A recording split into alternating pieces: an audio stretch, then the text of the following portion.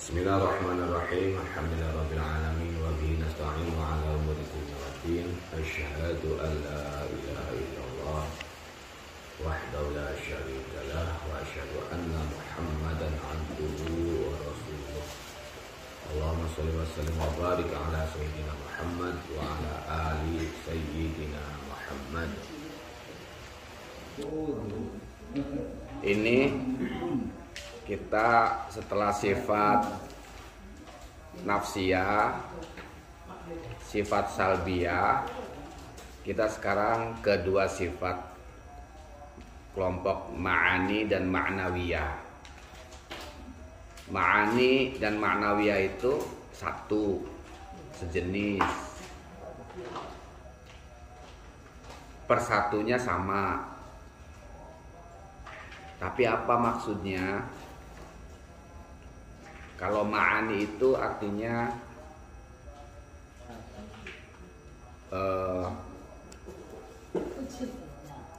keadaannya. Kalau ma'nawiyah ini adalah aktivitasnya, aktif gitu. Jadi contoh kita lihat satu persatu. Sifat ma'ani punika wonten pitu. Sifat ma'ani itu ada 7. Satu, kudrat, maknanipun kuasa. Kudrat. Nah sekarang lihat ma'nawiyahnya. Sifat ma'nawiyah ugi wonten pitu. Satu, kaunuhu qadiron, ya. Kudrat maknanipun kuasa. Maknanya kudrat itu kuasa. Kaunuhu qadiron maknanya keberadaannya Gusti Allah itu yang maha kuasa. Sama kan maknanya kuasa juga. Kudrat dengan qadiron sama. Cuma bedanya begini. Contoh ya. Ini tentang besi, tentang baja. Baja itu kan kuat ya.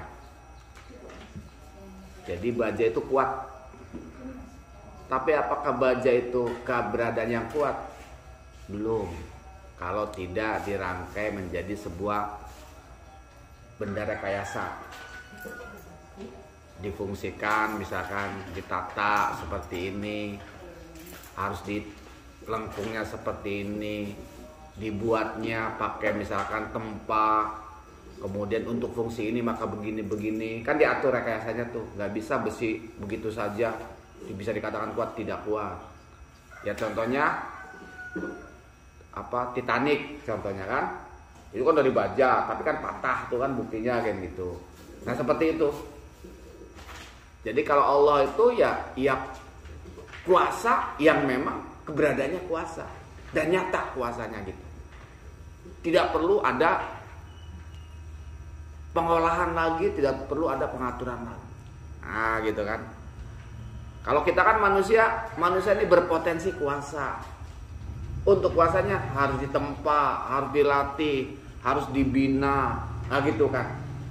Nah enggak, kalau Allah enggak, gitu. Makanya ada ma'ani, ada ma'nawiyah, gitu loh maksudnya. Jadi memang Allah itu zatnya itu adalah maha kuasa. Dan kemahakuasaannya nyata dan dirasa gitu loh. Itu makanya ma'nawiyah. Kalau zatnya Allah itu kuasa, itu ma'ani. Nyata dan terasa, itu ma'nawiyah. Nyata, terasa dan selalu, itu ma'nawiyah gitu. Operasional. Hamba itu perlunya kepada yang maha kuasa, kepada mana ma'nawiyahnya. Alhamdulillah Allah itu kaunu qadiron, sehingga kita tidak khawatir. Ah gitu kan? Fungsional. Iya. Jadi kita tuh alhamdulillah Allah itu kaunu qadiron. Dengan sifat ma'nawiyah itulah maka kita pede, kita tenang, kita ya macam-macam seperti gitu, menjadi kita ya tentram, nyaman. Itu karena kita pada operasionalnya, pada fungsionalnya, keberfungsiannya, makna apa, sifat-sifat Allah itu. Ya, itu contohnya kudrat gitu ya, dan qadiron. Kemudian irodat, maknanya pun kersa, bahwa Allah itu punya kehendak, bahwa Tuhan ini adalah berkehendak. Nah, tidak hanya berkehendak, tapi memang teroperasikan, nyata, aktual, dirasakan, dan itu senantiasa dalam kehidupan kita per detik. Nah, itu makanya di sifat manawianya kaunuhu muridan, bahwa sifat berkehendaknya Allah itu memang teroperasi, nyata, wujud, dan terasa setiap detiknya, bahwa Allah itu berkehendak.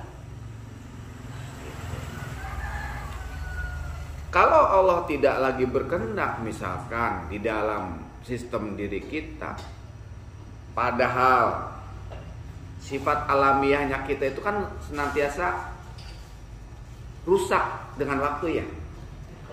Tulang kita itu retak tiap waktu loh. Kita ini dalam proses hidup ini bergerak, ngangkat sesuatu di luar kemampuan, tulang kita retak, krek. Kemudian kalau Allah tidak berkehendak lagi untuk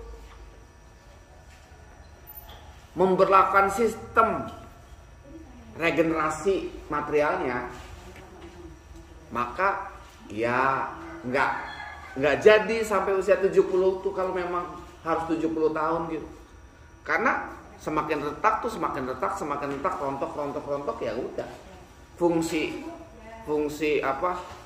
regenerasi daripada material sifat kita itu adalah sifat alamiah material kita itu kan harus regenerasi, retak tumbuh, itu sifat tulang contohnya. Itu ya tidak akan terjadi lagi kalau Allah itu tidak kaunu muridan.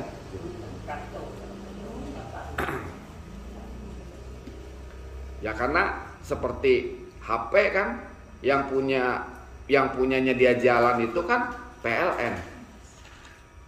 Ya walaupun udah dicas, kalau misalkan powernya nggak ada listriknya, mati listrik, gitu nggak nyala, susah lagi komunikasi gitu kan. Nah contohnya itu gampangnya maknanya, tentu saja seperti itu. Kemudian ilmu atau ilmu maknanya pun ngudaneni, itu sifat ma'aninya. Kemudian sifat maknawinya ngaliman kan gitu. Kaunu aliman itu maknanya pun untuk Allah ingkang ngudaneni. Ya, Allah itu berpengetahuan, tetapi juga nyatanya, aktifnya, keadaannya terkait kita per detiknya juga beliau mengetahui, berpengetahuan. Makanya tidak ada sekecil apapun yang luput dari kita di sisi Allah. Nah gitu kan, tidak ada yang luput. Kalau kita itu kan, kita kan berpengetahuan, tetapi kan kita nggak tahu apa-apa kalau nggak dikasih tahu. Anak kita sedang apa hari ini, setelah dilepas kita ke sekolah, ya nggak tahu lagi. Bahkan anak kita di sebelah kita saja kita nggak tahu semuanya, apa yang ada di pikiran anak kita kan. Nah itu ya karena kita tidak kaunu aliman. Enggak, kita tuh tidak, kita tuh berilmu, kita tuh berpengetahuan, kita bisa mengetahui, tetapi kita tidak kaunu aliman. Karena itulah maka kita ibarat dokter sih kan, cerewet dokter tuh kan. Buktinya dokter tidak kaunu aliman tuh, ada orang sakit tuh ditanya sama dokter, tanya sakitnya apa, tadinya kenapa, di mana. Kalah sama dokter hewan. Dokter hewan bagaimana nanyanya? Kambing, kamu sakitnya apa? Nggak bisa kan? Nah, itu buktinya dokter hewan tuh lebih pintar daripada dokter manusia. Dokter hewan tahu dia.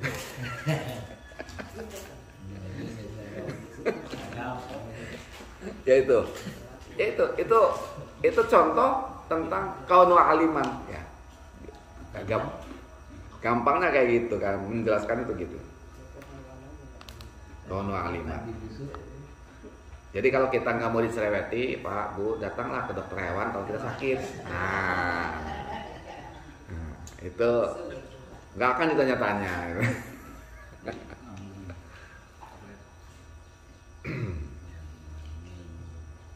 Nah, kemudian kaunu hayyan. Hayat ya, sifat ma'aninya hayat, sifat ma'nawinya kaunu hayyan. Hayat itu ilmu hayat dulu waktu kita kecil, kami kecil, ilmu hayat. Sekarang kan nggak ada ilmu hayat ya, ilmu biologi kan. Kalau kami waktu kecil ilmu hayat. Nah, itu artinya hidup, berkehidupan. Kalau hayat itu ya hidup dan berkehidupan. Kemudian kita pun sebagai hambanya atau alam dari makhluknya itu pun merasakan keberadaan beliau yang maha hidup gitu. Sehingga kita seperti ini masih bisa berharap gitu kan, masih berdoa. Tidak berdoa pun kita masih sering mendapatkan sesuatu yang tanpa diduga gitu kan. Baik kita pahami ataupun kita tidak pahami. Hayat. Kemudian samu. Sifat maknanya sama'u atau sama.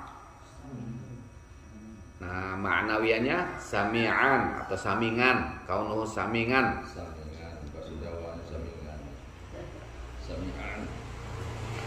Nah, itu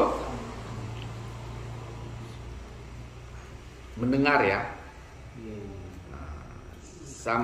Sama'u itu miharsa, mendengar.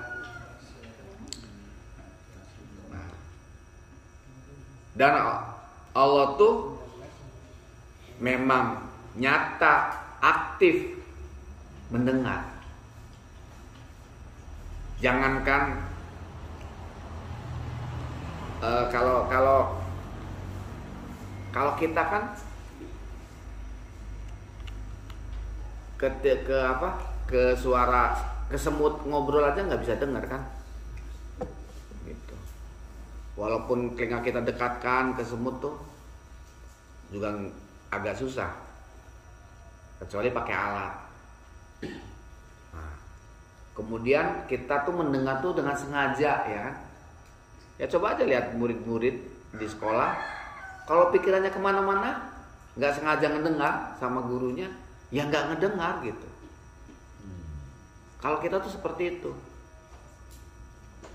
sehingga banyak yang luput dari pendengaran kita, meskipun itu tuh ada di sebelah kita. Nah itu, kalau Allah SWT itu ya aktif, berfungsi, nyata setiap detik, bahkan ribu detik dan lebih kurang lagi dari itu terus gitu. Sehingga perihal kita ini, kebutuhan kita ini akan selalu dipenuhi. Ya seperti retak tulangnya kita kan nggak kedengar oleh kita sendiri kan, nggak kedengar tuh, krek yang terjadi di diri kita tuh nggak kedengar, kecuali kapurnya kita. Kalau kita krek krek gitu kan kedengar kan. Tapi kalau retaknya tulang kita saja, itu kita nggak kedengar. Apalagi gerak selnya dalam tubuh kita. Sel kita abnormal sehingga tidak melakukan fungsi yang sebenarnya untuk keperluan fisiologi yang harus terjadi, itu kita nggak dengar sama sekali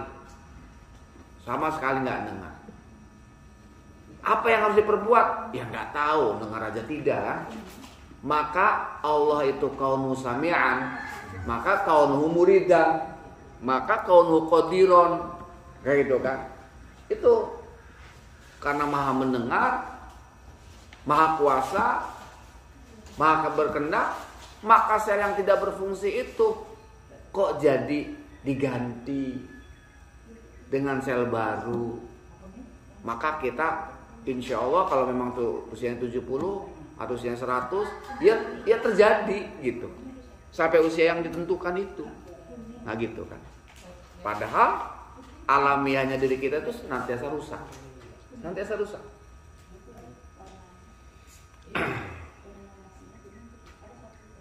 Nah, kemudian sifat ma'aninya basiron ya. Basor ya kan. Tadi sama ya kan. Sekarang basor. Kemudian ma'nawinya kaunuhu basiron. Nah, meriksani, maha melihat. Maha melihat. Kalau kita manusia bagaimana bisa melihat? Karena ada mata. Nggak cukup itu. Di dalam mata itu sistemnya macam-macam. Ada korneanya. Ada lensanya harus tepat fokusnya. Nggak cukup itu tuh. Ada bendanya. Bendanya tuh untuk bisa dilihat harus ada cahaya. Cahayanya harus terpantul nyampe ke mata. Kalau enggak terlihat. Sudah lengkap matanya normal, ada bendanya, tidak ada cahaya, tidak tampak. Sudah ada cahayanya, kalau tidak mantulnya ke kita, enggak nampak lagi. Nah itu tuh repotnya kita tuh. Sudah sistemnya itu benar, sarafnya ke proses pemrosesan di otak ini harus nyambung. Nggak nyambung, nggak terjadi lagi penglihatan. Jadi kita ini tidak kaunuhu basiron. Nggak bisa kita kaunuhu basiron. Untuk basiron saja, semua infrastruktur tuh harus baik, harus terjadi. Itu fakta bahwa kita tuh amat sangat maha lemah. Gitu kan? Amat sangat maha fakir dengan infrastruktur. Itu. Tapi Allah, kaunuhu basiron. Ya, nggak perlu itu semua. Jadi jangan kita pikir tuh dibandingkan Tuhan dengan manusia tuh. Jangan. Karena itu ya udahlah. Apa yang kita ketahui, apa yang kita budayakan, apa yang kita tradisikan, itu adalah bahasa budaya dan tradisinya manusia. Nggak bisa diarahkan kepada Tuhan. Tuhan itu subhanallah, maha suci. Dari untuk bisa diukur, diraba, dibayangkan, dikira-kira, bahkan apalah bahasanya itu oleh apa yang ada di manusia. Nah ini. Nah, yang lebih rumit lagi nih ya. Itu sifat ma'aninya kalam dan ma'nawinya kaunuhu mutakaliman. Berfirman. Wah, rumit lagi nih. Tadi aja basiron sudah rumit. Kalam ini digambarkannya sangat rumit. Berfirman, berkalam. Saya sendiri nggak berani untuk dinyatakan berkata-kata, berbahasa. Nggak berani. Kenapa? Ya karena kata-kata, bahasa itu bahasanya manusia. Kalau kita bilang berkata, itu pasti kata manusia itu harus ada mulut, ya kan? Di mulutnya juga harus normal, harus ada ini, harus ada itu dan sebagainya, ya kan? Kemudian itu setiap yang keluar dari mulut kita itu bisa diterjemahkan ke dalam tulisan, ya kan? Bisa direkam dengan pita perekam. Itu kan bahasanya kita. Tapi kalamullah, nah, gimana kalamullah? Iya. Iya, berkomunikasi lebih ininya. Potensi komunikatif dan juga berkomunikasi. Jadi kalamnya potensi keadaannya yang komunikatif, kemudian mutakalimanya berkomunikasi. Misalkan seperti itu terjemahannya. Nah, coba bayangkan Sekarang wahyu sudah tidak turun lagi karena nabi sudah ditutup, masa kenabian sudah ditutup, ya kan? Malaikat Jibril apakah pensiun? Tentu saja tidak, karena Allah itu kalam dan mutakalimah. Nah, diantaranya itu, belum lagi malaikat-malaikat yang lain, belum lagi dengan berkalam kepada makhluk-makhluknya, perintah-perintahnya dan semuanya. Itu terus terjadi, terus terjadi. Itulah makanya alam semesta khususnya diri kita ini masih ada kalimat kun. Nah kan gitu tadi kan. Tulang kita yang rusak, sel kita yang mati harus terganti. Itu kan istilahnya harus ada komen kalau bahasa komputernya gitu kan, harus ada perintah untuk terjadinya sistem itu kan. Misalkan ada kita kirim SMS, kirim WA, truk ke sana, di sana ada bahasa perintah, ada ini perintahkan ke sini, ada ini perintahkan ke sini, ada ini perintahkan ke sini, maka perintahkan ke sana. Kan gitu. Sebetulnya bahasa dibalik teknologinya manusia itu tuh dalil mutakaliman gitu. Sebetulnya. Kalau kita bahas algoritma ya, algoritma teknologi yang di sistem komunikasi, di sistem satelit, di sistem pesawat tanpa berawak, itu kan aktif semuanya. Itu tidak begitu saja. Itu pasti ada perintah di sananya. Di algoritma itu ada perintah. Itulah mutakaliman itu. Nah, bagaimana kita bersistem seperti ini? Kita bisa berkehidupan setiap detik, setiap menit. Kita terus tumbuh berkembang. Maksudnya kalau kita kan sudah tidak tinggi lagi, tetapi sel yang rusak itu kan harus digantikan lagi. Itu artinya tumbuh dan berkembangnya kan. Nah, itu tuh harus ada komen, harus ada perintah, harus ada kalam. Nah, disinilah alhamdulillah di masa teknologi kita bisa menjelaskan makna mutakaliman itu dalam teknologi. Dulu, zaman dulu sebelum ada komputer kayaknya susah nih menjelaskan sifat kalam dan mutakaliman ini kayaknya. Nah, sekarang karena sudah kita alhamdulillah di masa teknologi kita sudah teknologi komputer seperti itu, bahasa komunikasi seperti itu, teknologi komunikasinya sudah real, kita pahami. Nah, ini fakta, dalil sifat mutakaliman yang ada di kehidupan makhluk. Yang ada di kehidupan makhluk itu udah canggihnya luar biasa ya. Tentang HP, tentang WA, tentang apa, canggih kita kan. Kok bisa seperti itu ya? Apalagi yang ada di sisi Allah. Nah, itulah makanya semakin tidak terbayang gitu. Semakin tidak terbayang maha kuasanya Allah Subhanahu wa taala. Nah, itu aja dulu ya kali ini tentang sifat wajib, salbiah sudah, nafsiyah sudah, salbiah sudah, ma'ani dan ma'nawiyah. Itu saja, mudah-mudahan bermanfaat. Ya Allah, jadikan ini bermanfaat, kemudian kita menjadi semakin mengenal Allah Subhanahu wa taala dengan lebih baik. Alhamdulillah sholih untuk kita dan anak kita, keluarga kita. Al-Fatihah. Bismillahirrahmanirrahim.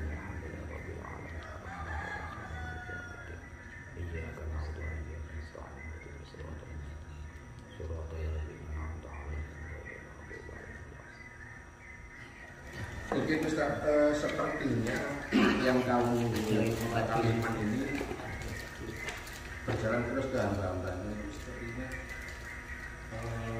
proses hidayah dan taufik. Ya, termasuk. Sebenarnya, jadi Allah membimbing kita, ada komunikasi ya, mengait kita. Kalau orang berdoa, perilakunya baik, tapi benda tadi. Iya. Iya. Ya, ya itu di kehidupan kita yang ininya ya taufik hidayah.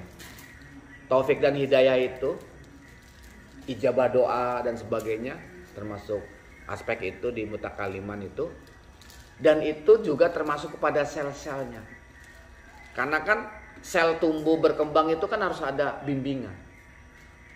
Kalau tidak dibimbing, formatnya ngaco, tidak teratur. Kenapa ada bentuknya seperti itu? Kenapa selnya tuh berfungsi seperti itu? Kan harus ada guidance ya, harus ada panduan kan, harus ada cetakan kan. Ya sama kita seperti bikin kue, kalau nggak ada cetakan ya walaupun udah di adonan dilempar ya nggak jadi apa-apa bentuknya kan, gitu. Nah itulah hidayahnya itu. Ya. Kita ini seringkali begini. Ada dalam diri kadang-kadang kalau tidak dikontrol, tidak sesuai kehendak, gitu. Perasaan kita menurut kalau mau orang itu sesuai kehendaknya. Pada sama baik, ketika dia di posisi dia juga pasti ngomong, aku lada tidak sesuai kehendak kita. Apa yang terjadi dalam diri kita gitu. Nah, komunikasi seperti itu untuk bisa memahami, untuk bisa saling mengerti dalam diri kita itu seperti apa, Pak? Doa itu terijabah. Nah, Iya. kira-kira itulah sebenarnya kontrol diri ini kan begitu sebenarnya. Itu tuh Dalam komunikasi itu tadi maksud saya. Iya. Kita seringkali merasa seperti apa-apanya seperti di luar kehendak kita atau tidak seperti yang kita kehendaki. Sesuai keinginan kita. Ya. Padahal kita komunikasi ini.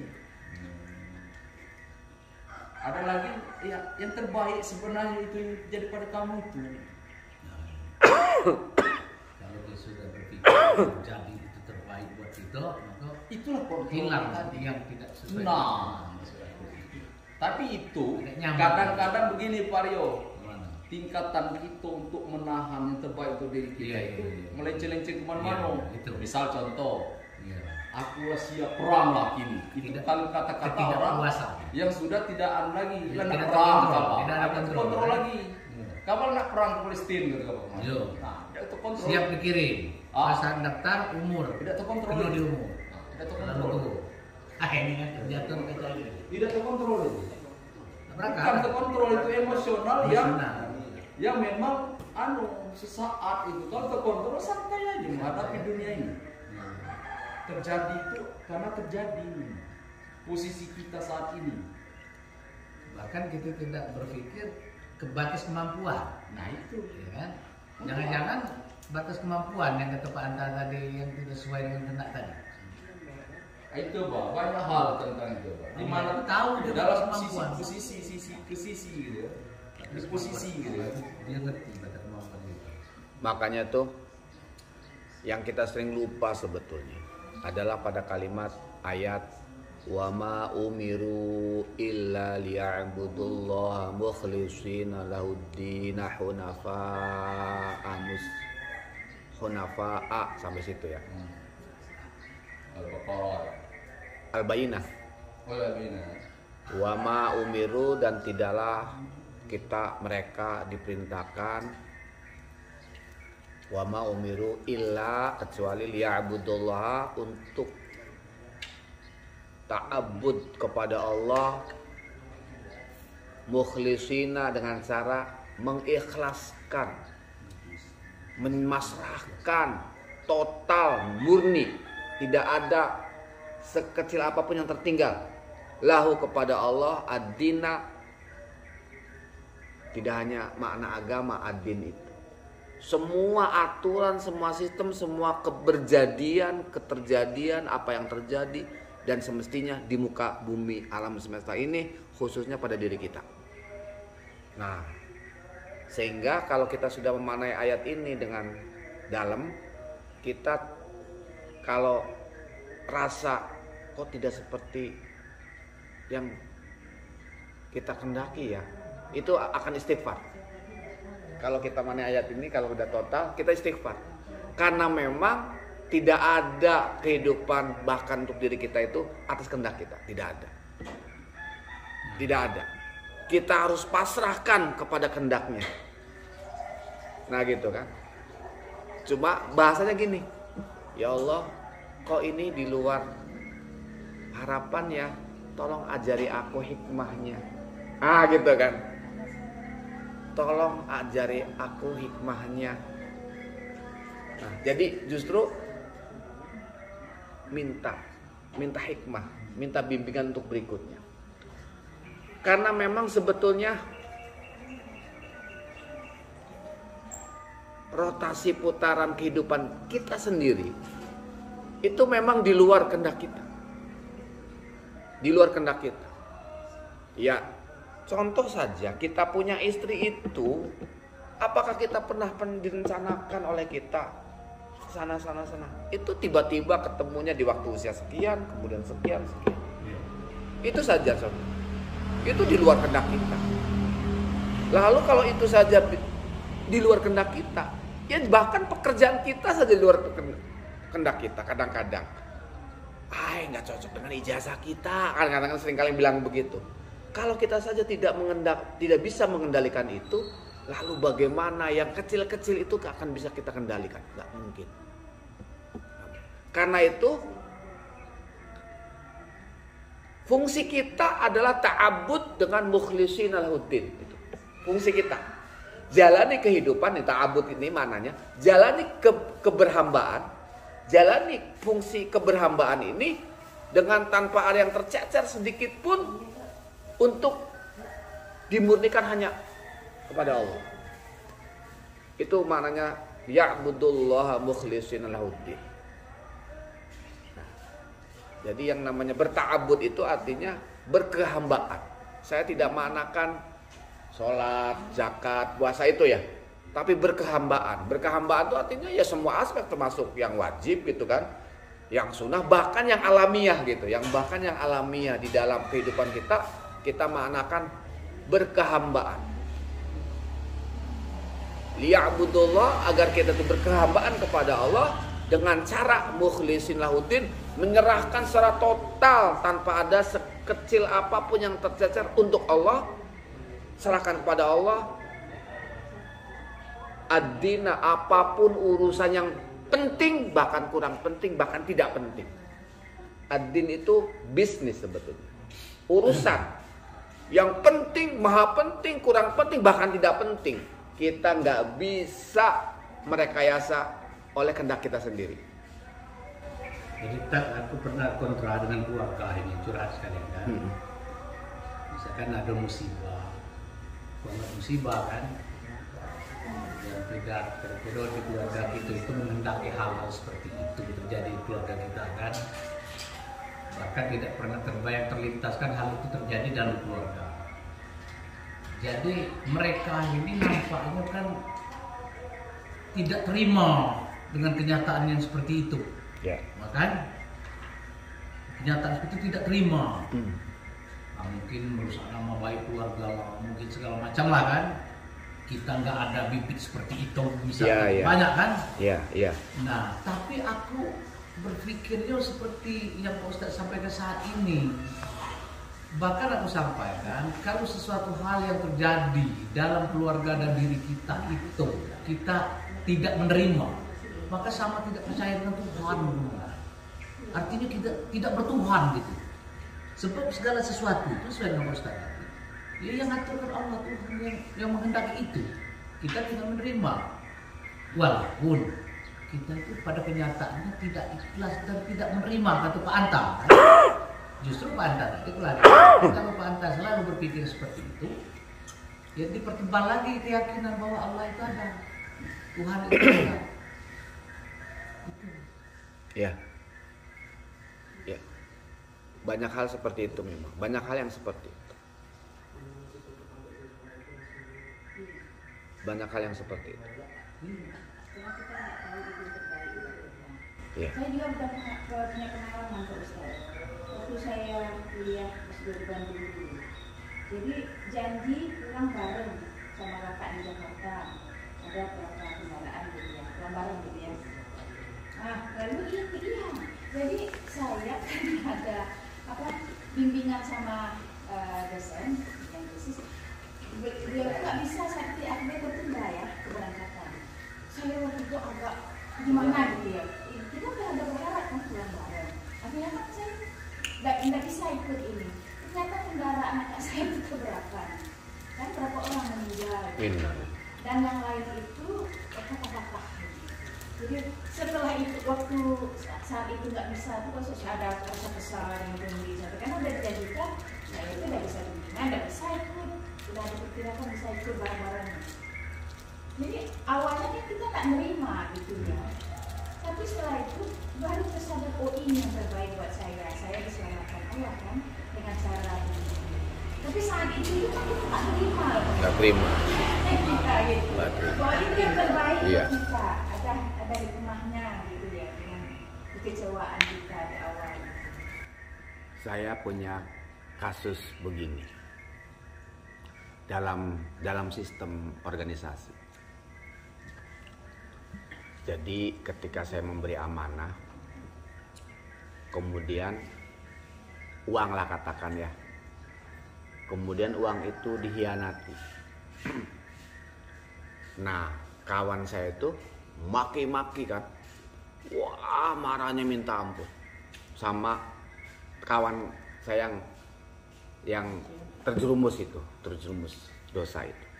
Wah marahnya minta ampun. Saya bilang pemen gini, karena itu junior, saya tahu dia salah,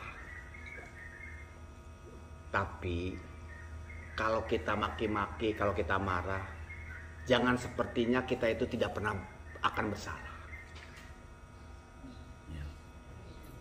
Kalau kita maki-maki orang, janganlah kita sepertinya tidak akan pernah terjerumus salah.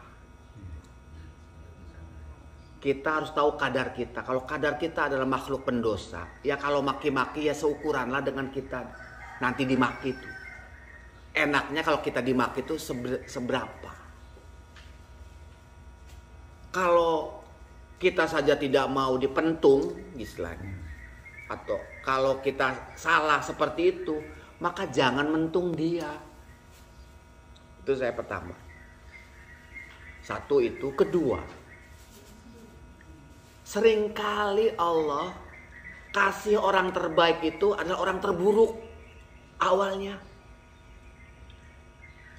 Wahsy itu pembunuh paman Hamzah, paman Rasulullah SAW. Ketika Wahsy masuk Islam, Rasulullah tuh nggak tega untuk lihat wajahnya pun, karena ingat pamannya yang seperti itu. Tapi Wahsy kemudian menjadi orang terbaik dalam jasa dakwah berikutnya. Karena manusia itu berpotensi seperti itu. Satu, kitanya itu juga berpotensi terjerumus kepada keburukan, dan orang yang buruk pun berpotensi untuk menjadi baik. Jadi tolonglah kalau ngumpat orang, kalau ambil kesimpulan tentang seseorang, batasi pada kadar manusia.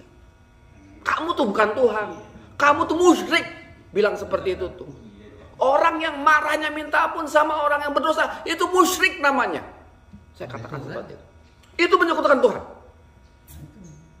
Kemudian dia Tuhan marah-marah, akhirnya mendiamkan saya 1 tahun, 2 tahun. Kemudian datang lagi minta maaf.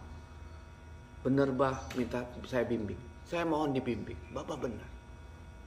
Akhirnya mereka yang ribut itu saya akui. Dah, kita jalan.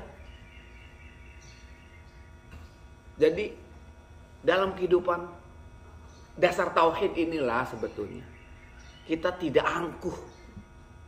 Karena kita juga nggak ada yang dipantaskan dalam diri kita itu, nggak ada. Kita semuanya berpotensi untuk salah, yang salah pun berpotensi untuk baik. Gitu. Inilah sebetulnya yang kita kadang-kadang nggak sadar dengan ukuran kita itu, nggak sadar. Nah itu salah satu contoh. Makanya kalau kita mau marah, mau apa, jangankan marah, berharap pun harus ada batasnya. Kita cintanya minta ampun sama pasangan kita. Cinta ya cinta, tetapi kamu akan kecewa nanti. Jadi jangan terlalu semuanya. Ini manusia ini. Itu.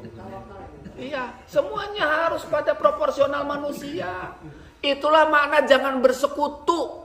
Jangan menyekutukan Allah itu dalam setiap keadaan. Nah kita ini kan maknanya syirik itu hanya hanya berhala-berhala kan? Iya. Tidak. Banyak. Segala pikiran kita tuh semuanya banyak yang syirik sebetulnya. Nah itulah kita latihan bertauhid nih. Latihan ikhlas, latihan bertauhid itu terus saja. Nah, gitu. Wallahu a'lam, seperti itu.